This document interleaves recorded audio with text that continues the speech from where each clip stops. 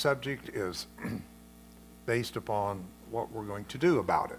And I like that. Instead of just having a message and walking out the door, we're going to talk about something and do something about it. And this is called an angel wash, a positive aspect of brainwashing. So you think about brainwashing, doesn't sound so bad if you use it in the context of washing the brain from negativity, from ideas about ourselves and each other that is no longer serving us, to bring us together in community. To move forward, we have to cleanse what it is that holds us. The scripture puts it this way: cast away the weights that have you so easily beset, that you may run the race. If you want to run the race, you can't have the weights of the past. You can't carry the baggage of the past. You have to be renewed and reborn in this moment. And I invite all of us, no matter what our race, our nationality, culture is, that we all clear ourselves of past. Come into a new present moment. And from that present moment, we can find that flow forward to becoming a greater, more loving and compassionate people. I am blessed, honored, and humbled to see my vision made manifest here at Heartlight. I have for many, many years. I was the first church in Tulsa, Oklahoma in the late 60s to have an integrated congregation. It made such big news. It was on the front of Tulsa World. But I was just so blessed to have about equal non-black and black African congregation. And I've missed that for many decades. As I've moved on in consciousness, things have changed. And I've always, back of my heart and mind, had that vision of again being able to have this wonderful experience of us coming together and finding the common bond that ties us all together as divine beings having this human experience. Let us be, we're not thousands of people. We don't have a huge congregation. But you know, a little pebble in a still pond can radiate thousands of times larger than that pebble. Amen. And if we can be that in this community, the larger community, and drop into the pool of the complacency of consciousness to move forward in union and oneness with each other, let Heartlight stand up and take that place to become that pebble that radiates out of this place the vibration of unconditional love and understanding, and to help us to move to what I call the next level of our bioconscious evolution.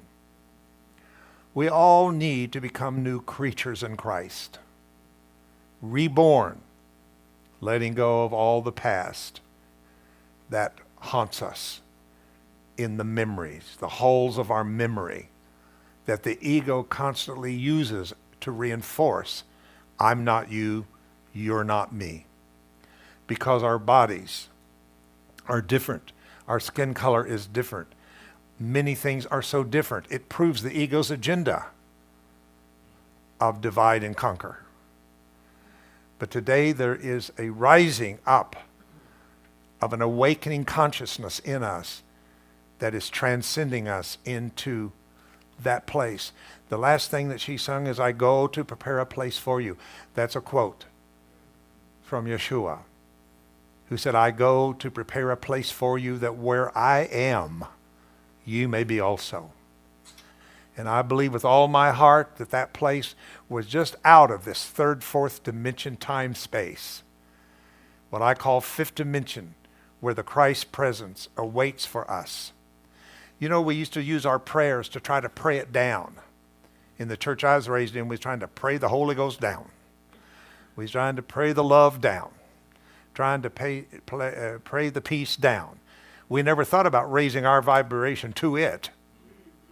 That's what they didn't tell us, that we could have resurrection and raise our vibration and frequency to the thing we're trying to pray down so that we could stay who we were rather than become who we had the potential to be.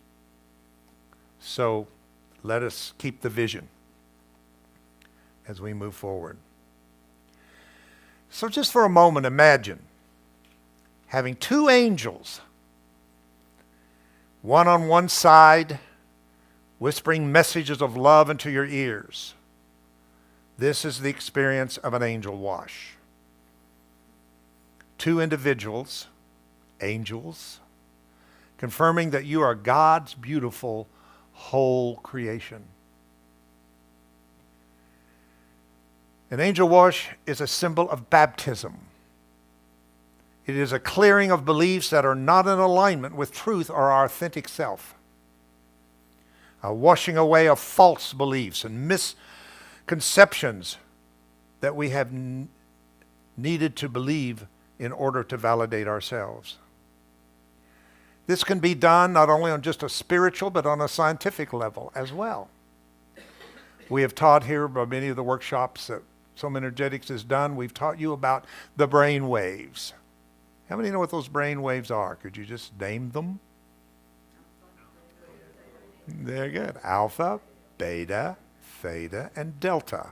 And actually gamma becomes a new frequency and a new tuning fork that we offer to people to reach that. That you literally can be a part of changing your brain wave to a frequency in which to receive and attract to you what it is that you are desiring based upon these frequencies. Most of this is done through something called binaural beat technology. And when we enter into what we call theta, how many of you have ever heard of theta healing? That is a modality out there you can be trained in to bring healing in and attract it through the theta frequency. Actually, we can do this by using many tools, but we like the tuning forks. But there's music out there that has been recorded. I'm more reluctant to recorded music as my first choice because it's technology. It is a copy of something that is real. So if you play a record or a CD or you play something, you're just getting a recording of something, but you're not getting the something that's being recorded. Whereas if you use a tuning fork or a bowl, drums, chimes, those kind of things, you're getting the raw vibration itself without masking it. I should say masquerading it into melody. Melody is of the soul. When I hear a song that has a melody I like, that will often connect me to a memory of something that happened based upon that emotion. Maybe it's a song that makes me happy because my memory is a happy event. Or possibly something really challenging was happening in my life. Maybe it was a loss of someone. Maybe it was a breakup of a relationship. Maybe it was being betrayed, something like that. I attach it. And oftentimes if I get too attached to my emotional body, it knocks me out consciously. And I'm not in the present moment. I've been drawn back to something. But vibration in its rawest form doesn't do that. When you just hear a tuning fork, for instance, there's no real melody to it. It's not really a song. It's not even really a scale. It is a relationship of frequencies and vibrations that allows us to go into levels of our consciousness that we don't go on into every day. Let's say that you want to change your eating habit. Maybe you want to lose weight, gain weight, something like that. And you have such a hard time doing that. And the reason we have a hard time doing and attracting these manifestations into our life is because we're not at a frequency to receive it. You can't receive what you're not in the place to receive. I don't care how you try. There has to be a match between the frequency of your desire. And we've taught that in the last workshops. And I want to thank for you that came out to those workshops from here. I hope that you're more enriched from attending those workshops. And I hope that the rest of you will take advantage as we continue to offer these workshops on sound and vibration. Everybody knows that we have two parts of the brain, right? We have a right brain, we have a left brain. And those parts of the brain are divided or separated. I don't say separated, but they're divided by a bundle of about 100 billion nerves that runs down the center of the brain called the corpus callosum.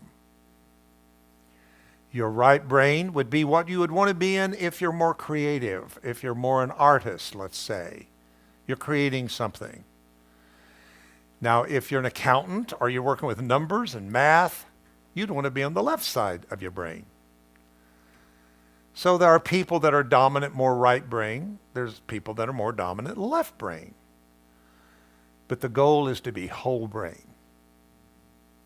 And the thing about using vibration and these frequencies of alpha, beta, and theta and all of this is it doesn't know there's a corpus callosum there. It doesn't stop at the end of the right part of the brain and say, I can't go any further because I've run into the corpus callosum, or the left doesn't stop there, but they move across in a transcendence of frequency.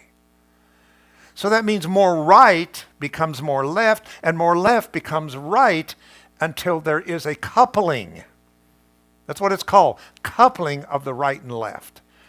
Left being a more male, masculine, yang. The right being a more feminine, yin, receiving. When you pull down that curtain, and I'm thinking of the old movie, I don't know who it was, there's an old 40s movie, I think it's The Walls of Jericho was the name of it, where there was two movie stars and they had to stay in the same room. This is a touchy thing in the 40s. So they put a big sheet between where they slept, and the sheet fell down.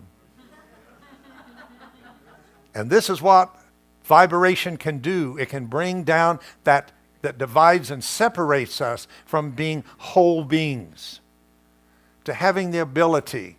This is why you see such a coming together more of science and spirituality today.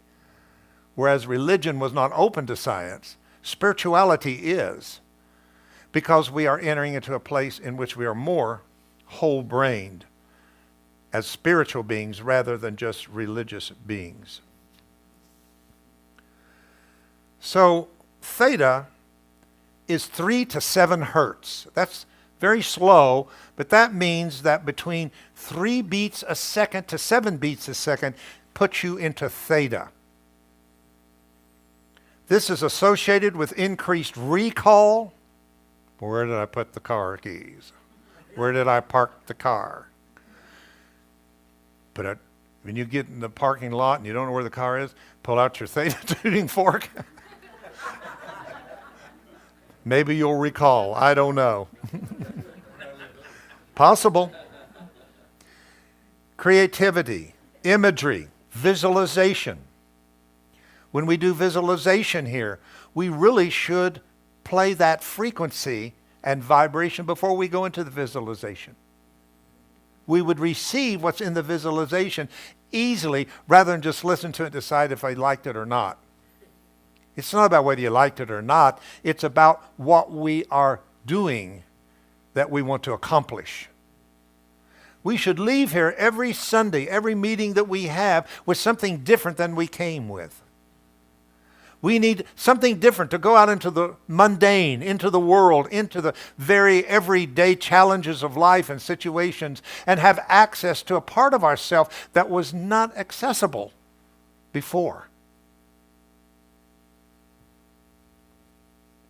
I think one of the most serious things to deal with people is self-image. Whether it's conscious, unconscious, or subconscious. Deep down, maybe you were told, even before you knew language, that you're not pretty, that you're not smart, that you're not talented, that you're not whatever. During the first 6, 7 years of your life, and they were forming those first early root assumptions. And as we continue all the way up to through our adolescence, time we hit the solar plex part of ourself, which is our personal power. Your personal power is here. Tribal power is root. Power with relationships are sacral, but the personal power is in the solar plex, in the gut. This is where you've got to deal with you. Before you've dealt with other people, taking care of you as a tribal family. Then you went to school and you had to learn to how you're going to relate to people that's not a part of your family, that don't have to like you. But when you hit those adolescent teenage years and those hormones start kicking in, your body says, what kind of relationship are you going to have with this? With who you are as a man, as a woman, what race you are, what size you are, what you look like. All these things are something you're going to have to face because you're going to have some kind of relationship with it. And what we know is how many people deal with low self-esteem. We're bombarded every day to what we should look like, to be beautiful and pretty. Magazines, movies, movie stars are all giving us a signal, in many cases, of that's not me, but maybe it should be. I'm not enough. We want to do something about that. Not to the point that we become haughty and proud about ourselves. I'm not talking about the ego's version of self-power. I'm talking about the beautiful way in which the divine sees us, that we look through the eyes of God and see each other and ourselves. I think we all deal with that to an idea. Einstein came up with the theory of relativity in the state of theta. Went into a park, took his violin, and started playing certain sounds and frequencies that put him into a theta state in which he received one of the most...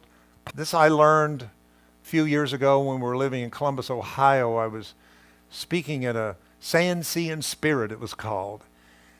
And it was all of the many, several hundred practitioners and people who were in alternative modalities and spirituality for 1 week went down to the Gulf of Mexico and rented all these condominiums, and for a week they worked on each other. It was all free.